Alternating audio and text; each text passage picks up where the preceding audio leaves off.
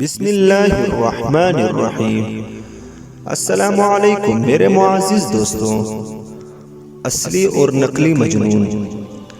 ایک دفعہ مجنون ایک جگہ پر بیٹھا لیلا لیلا کر رہا تھا۔ لیلا نے اپنے خادم کو دودھ دے کر بھیجا کہ مجنون کو پہنچا آؤ۔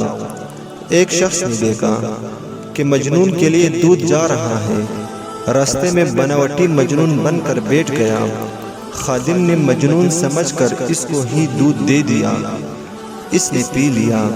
خادم جب واپس پہنچا تو لیلا نے پوچھا کیا ہوا؟ اس نے کہا مجنون کو دے دیا اور اس نے پی لیا۔ دوسری دفعہ پھر بھیجا، پھر وہی بناوٹی مجنون پی گیا۔ تیسرے دن بھی وہی پی گیا۔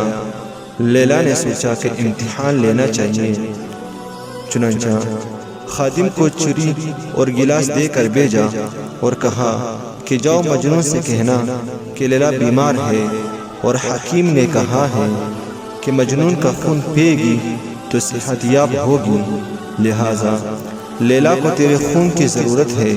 اب خادم نے اس سے جا کر کہا، اس نے کہا کہ بھائی میں دودھ پینے والا مجنون ہوں، خون دینے والا مجنون نہیں، وہ تو جنگل میں بیٹھا ہے۔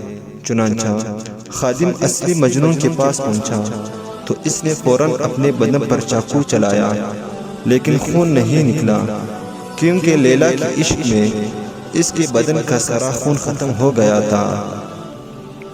اندازہ لگائے کہ لیلا کے عشق میں مجنون کتنا بے قرار ہوا کہ اس کے بدن کا سارا خون ختم ہو گیا۔